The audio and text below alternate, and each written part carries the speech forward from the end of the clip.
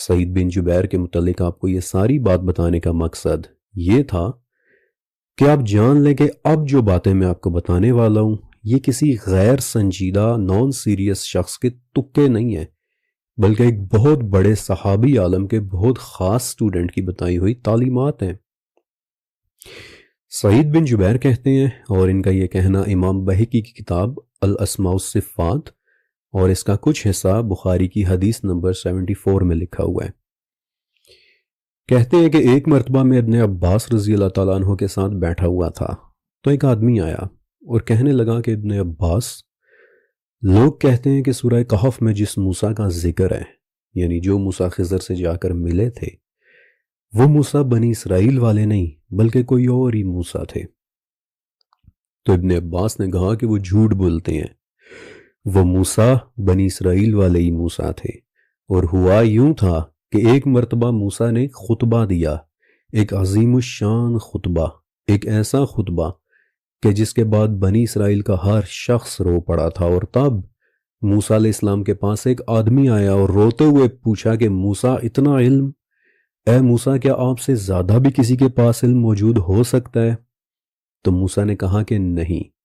اور تب اس واقعے کے بعد پھر اللہ تعالیٰ نے موسیٰ علیہ السلام پر وحی کی کہ اے موسیٰ، پانیوں کے ملنے کی جگہ پر ایک شخص رہتا ہے کہ جو تم سے زیادہ علم رکھتا ہے، ایک ایسا شخص کہ جسے میں نے اپنے پاس سے علم عطا کیا ہے۔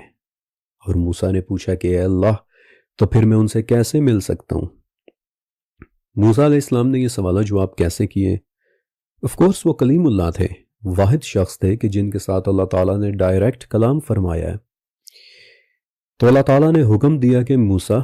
اپنے ساتھ ایک مچھلی لے لو، اور جہاں وہ مچھلی گم ہو جائے پس وہیں تمہاری اس شخص سے ملاقات ہو جائے گی۔ اللہ تعالیٰ سے ملی ان ہدایات کے بعد پھر موسیٰ علیہ السلام نے اپنے لیے ایک خادم سلیکٹ کیا، اور بہت سوچ سمجھ کر وہ خادم سلیکٹ کیا، کیونکہ حدیث سے پتہ چلتا ہے کہ ان خادم کا نام یوشع ابن نون تھا، ونس اگین نون، مچھلی۔ اور انہیں کہا کہ بات سنو، تمہارا کام صرف اتنا ہے کہ جب یہ مچھلی گم ہو جائے تو مجھے فوراً بتا دینا۔ پھر اپنے ساتھ ایک مچھلی لی، نمک لگی تلی ہوئی فرائی ہوئی مچھلی،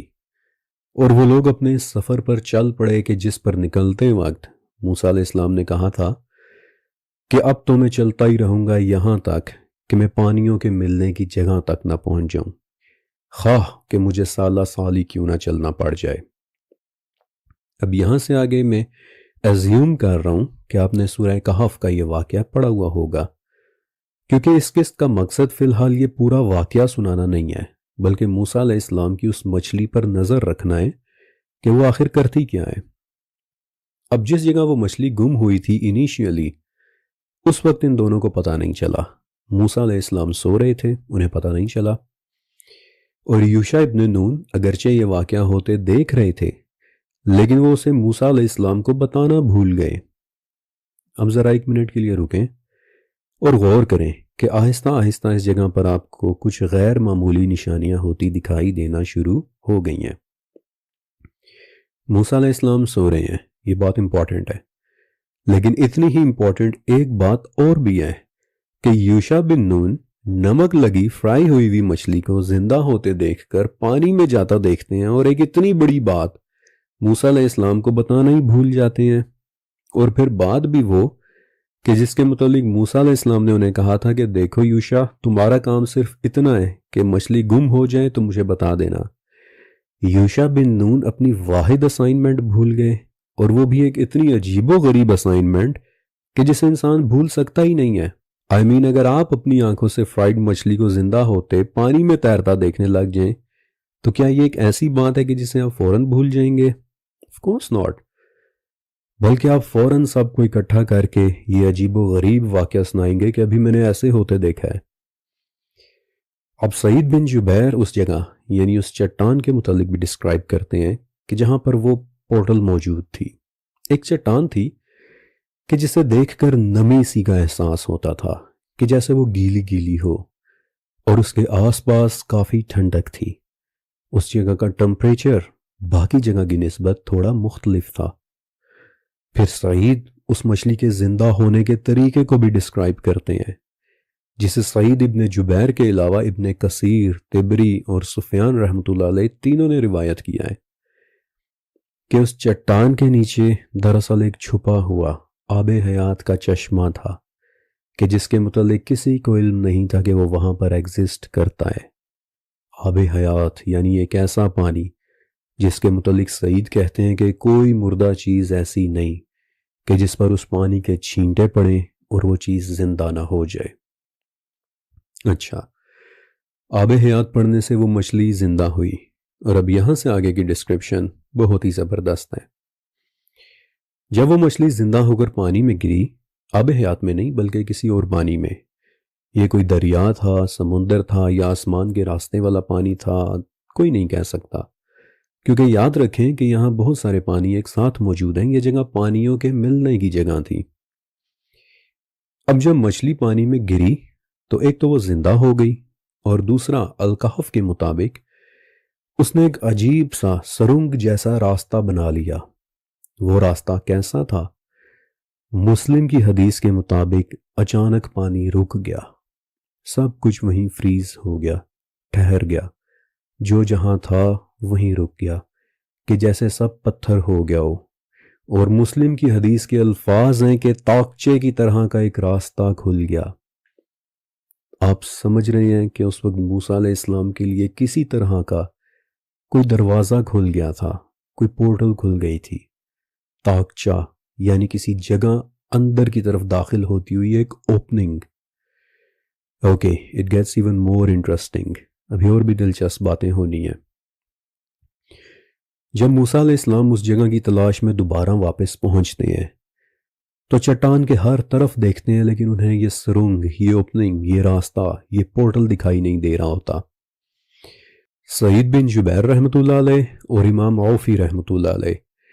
دونوں ابن عباس رضی اللہ تعالیٰ عنہ سے روایت کرتے ہیں کہ موسیٰ علیہ السلام نے چٹان کے چاروں طرف چکر لگایا لیکن انہیں کچھ دکھائی نہ دیا، تو پھر وہ چٹان کے اوپر چڑھ گئے اور تب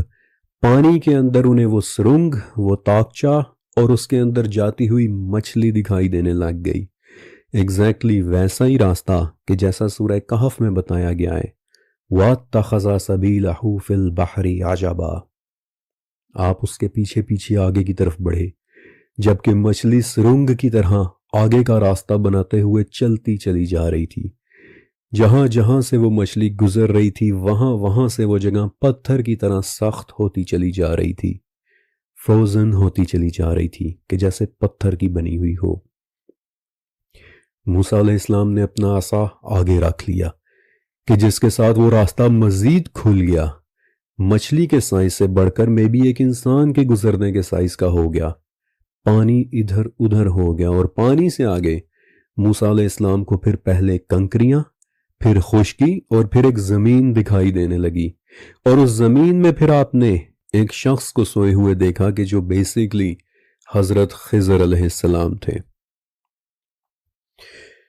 اب اس سے پہلے کہ میں آپ کو آگے بتاؤں،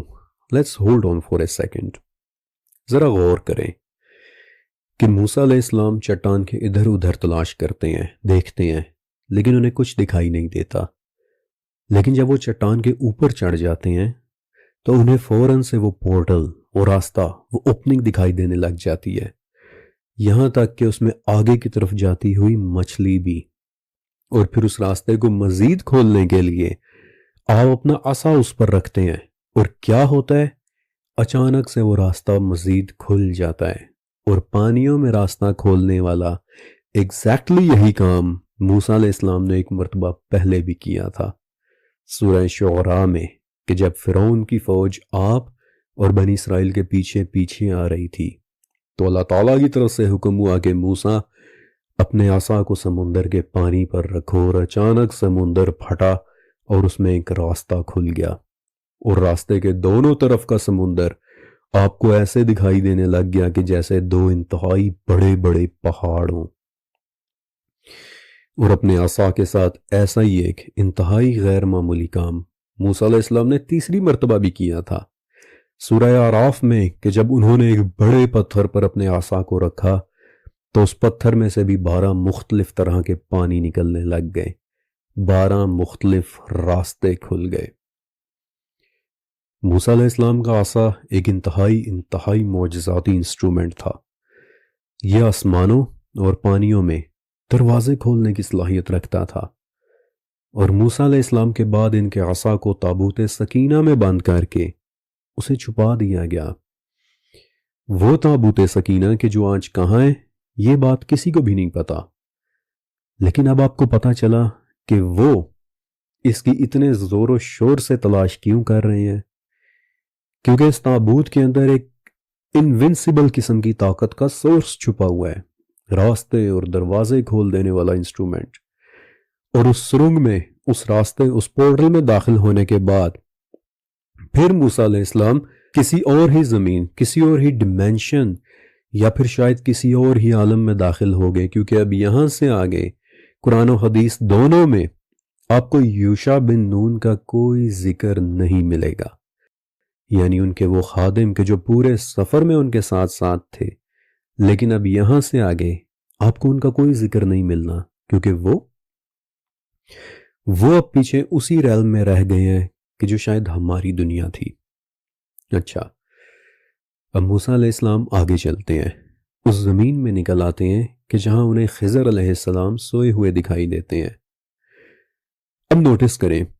اس پورٹل کو کراس کرنے سے پہلے موسیٰ علیہ السلام کو بھی اس جگہ پر تھکاوٹ محسوس ہوئی تھی اور وہ سو گئے تھے۔ اسی جگہ پر یوشع بن نون کو بھی ایک اتنی بڑی بات بھول گئی کہ فرائی مچھلی زندہ ہو کر پانی میں چلی گئی ہے، وہ یہ بات مینشن کرنا ہی بھول گئے۔ اور اس پورٹل کو کراس کرنے کے بعد خضر علیہ السلام بھی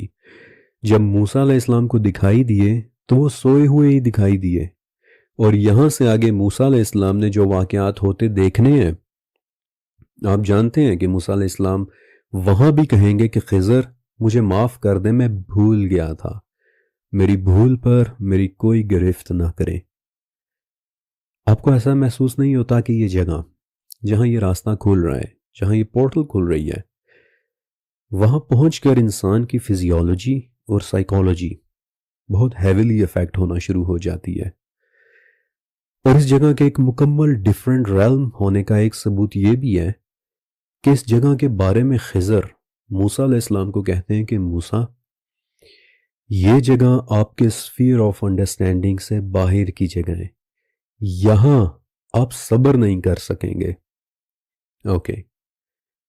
اب اس زمین میں پہنچ کر کہ جو ہم نہیں جانتے کہ کون سی زمین تھی، اسی دنیا کی ہی کسی اور ڈیمینشن میں تھی یا پھر بالکل ہی کسی اور سیارے میں،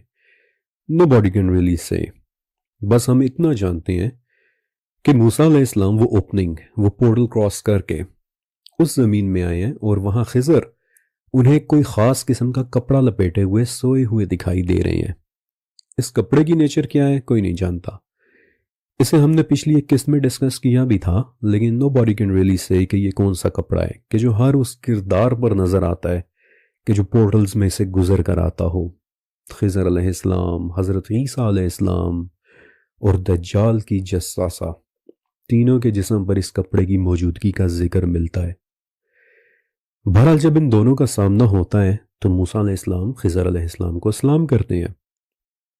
اور خضر حیران ہو کر پوچھتے ہیں کہ اس زمین میں سلام کہاں سے آیا، جو کہ ایک اور انڈیکیشن ہے کہ وہ زمین ایون کہ خضر علیہ السلام کے لیے بھی شاید کوئی ایلین سرزمین تھی۔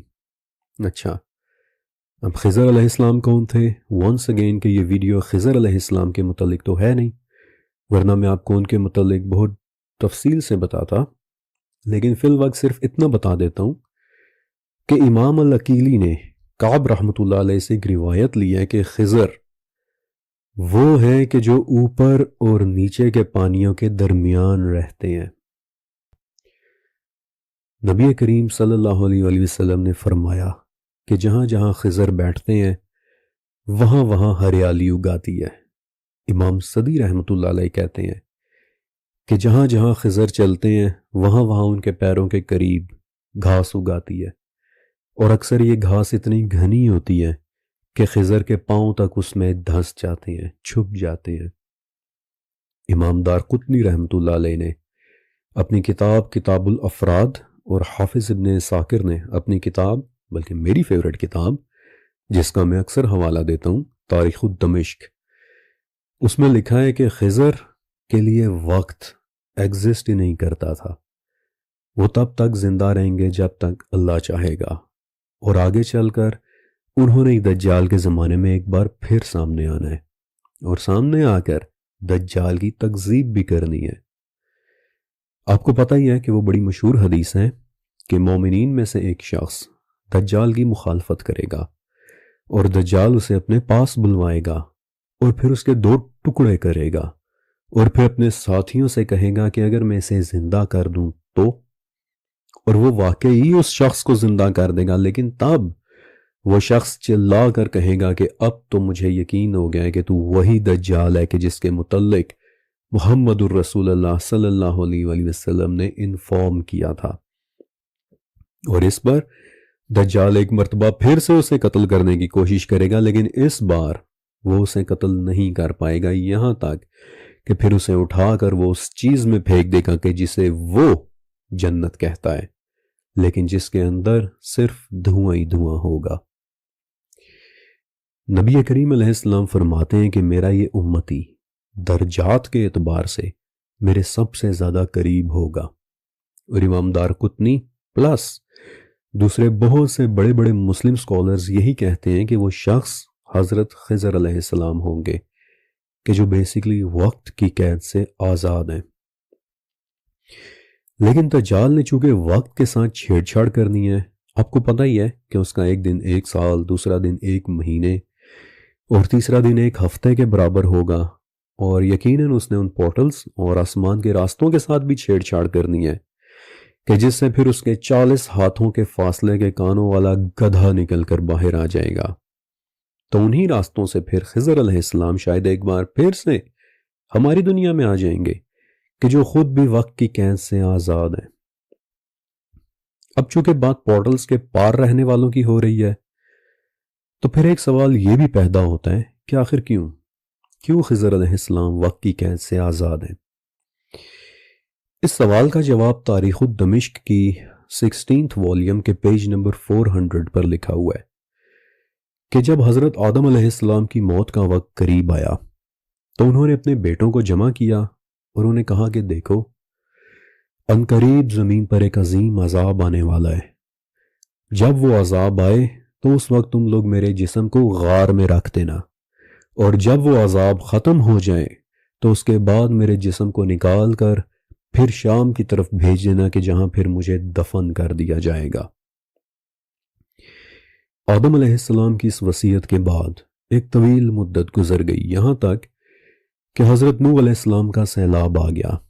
تمام زمین پانی میں غرق ہو گئی اور ایک طویل عرصے تک غرق ہی رہی۔ لیکن جب وہ طوفان تھم گیا اور پانی اتر گیا تو نوح علیہ السلام نے پھر اپنے بیٹوں کو بلایا اور کہا کہ دیکھو، ہمارے دادا نبی کی یہ وصیت تھی کہ ان کے جسم کو شام لے جا کر دفن کیا جائے، لیکن نوح علیہ السلام کے بیٹوں نے آگے سے بہانے بازی شروع کر دی، کہتے کہ زمین ٹھیک نہیں ہے، کہتے کہ ہمیں راستہ نہیں پتا، آپ انتظار کریں وغیرہ وغیرہ۔ اور تب نوح علیہ السلام نے دعا مانگی کہ میری اولاد میں سے جس نے ہمارے دادا نبی کو دفن کر دیا ہے، اللہ تو اس کی عمر کو پھر قیامت تک کے لیے طویل کر دے۔ اور تب نوح علیہ السلام کی اولاد میں سے خضر وہ بیٹے ہوئے کہ جنہوں نے آدم علیہ السلام کے جسم کو غار سے نکال کر شام لے جا کر دفن کیا، اور یوں نوح علیہ السلام کی دعا سے وہ تب تک زندہ رہیں گے جب تک کہ اللہ ان کی زندگی چاہے گا۔ اب آدم علیہ السلام کی زندگی بھی 2 مختلف عالمین میں گزری ہے، جنت اور پھر یہ دنیا کہ جہاں بعد میں رہنے کے لیے انہیں بھیج دیا گیا تھا۔ نوح علیہ السلام بھی کہ جن کی زندگی ٹوٹل تھی کتنی، یہ بات کوئی بھی نہیں جانتا۔ قرآن میں لکھا ہے کہ 950 سال تک تو انہوں نے صرف تبلیغ کی تھی، لیکن ان کی زندگی ٹوٹل تھی کتنی، یہ بات کوئی بھی نہیں جانتا۔ اور وہ بھی ان لوگوں میں سے ہیں کہ جن کے زمانے میں بڑے بڑے حیرت انگیز کام ہوئے، مثلاً آسمان کے دروازوں کا کھل جانا اور ان سے مشکوں کی طرح پانی کا کھول دیے جانا۔ I personally think کہ ان کے بیٹے یا ان کے پوتے یا ان کے پوتوں میں سے کوئی بچے حضرت خضر علیہ السلام بھی کسی ففتھ ڈیمینشنل بینگ کی طرح بہت سارے عالموں میں رہ رہے ہیں۔ وہ موسیٰ علیہ السلام کے بھی سامنے آئے، اور ایک دفعہ تو نبی کریم صلی اللہ علیہ وآلہ وسلم کے وصال پر وہ صحابہ کرام کے سامنے بھی آئے تھے، لیکن نارملی وہ شاید ہمارے درمیان نہیں رہتے، بلکہ کسی اور ہی ڈیمینشن، کسی اور ہی عالم میں رہتے ہیں، کہ جہاں سے وقتاً فوقتاً وہ یہاں ہماری دنیا میں آتے رہتے ہیں۔ اور پھر یہی خضر علیہ السلام حضرت موسیٰ علیہ السلام کو اپنے ساتھ لے کر اس دنیا کے سفر پر لے گئے، کہ جہاں انہوں نے وہ 3 کام کیے کہ جو سورہ کہف میں پھر گریٹر ڈیٹیلز کے ساتھ موجود ہیں۔ بائی دا وے، آپ کو یاد ہوگا کہ ان دونوں کا جو پہلا سفر ایک ساتھ ہوا تھا وہ ایک کشتی میں ہوا تھا، کہ جسے بعد میں خضر علیہ السلام نے توڑ دیا تھا، اور موسیٰ علیہ السلام اس پر حیران بھی ہوئے تھے۔ آپ کو پتہ ہے کہ امام صدی رحمۃ اللہ علیہ نے ایک بڑی ہی زبردست بات بتائی ہے، کہ وہ کشتی ایک ایسی سرنگ میں چل رہی تھی کہ جس کی لمبائی 1 فرسخ تھی۔ 1 فرسخ یعنی تقریباً 5.5 کلومیٹرز، کہ جس سے میں یہ نتیجہ نکالتا ہوں کہ جس کشتی میں بٹھا کر خضر موسیٰ کو اپنے ساتھ لے کر گئے تھے، وہ کشتی بھی سرنگ جیسی کسی پورٹل ہی سے گزر کر آگے بڑھ رہی تھی۔ پھر ابو العالیہ رحمۃ اللہ علیہ، ایک بہت بڑے اسکالر، کہ جو نبی کریم صلی اللہ علیہ وسلم کے 2 سال بعد مسلمان ہوئے تھے، اور پھر بڑے بڑے صحابیوں کے ساتھ رہ کر ان سے تعلیم حاصل کی تھی، اور سنن ابو داؤد کے مؤلف امام ابو داؤد کہتے ہیں کہ صحابہ کرام کے بعد قرأت کا سب سے زیادہ علم شاید ابو العالیہ کے ہی پاس ہوا کرتا تھا۔ وہ ابو العالیہ کہتے ہیں کہ خضر ایک ایسے شخص ہیں کہ جو کسی کو دکھائی نہیں دیتے سوائے ان کے کہ جنہیں اللہ چاہے، اور اس وقت اس سفر میں سوائے موسیٰ کے انہیں کوئی اور دیکھ بھی نہیں رہا تھا، کیونکہ اگر وہ انہیں دیکھ لیتے تو نہ تو وہ انہیں کشتی توڑنے دیتے اور نہ ہی وہ انہیں بچہ قتل کرنے دیتے۔ ونس اگین میں زیوم کر رہا ہوں کہ آپ نے یہ پورا واقعہ پڑھا ہوگا، وہ بچہ قتل کر دینے والی بات وغیرہ۔ اور میں آپ کو یہ بھی بتا دوں کہ واپس لانے پر پھر خضر علیہ السلام نے موسیٰ علیہ السلام کو کچھ بہت ہی زبردست نصیحتیں بھی کی تھیں،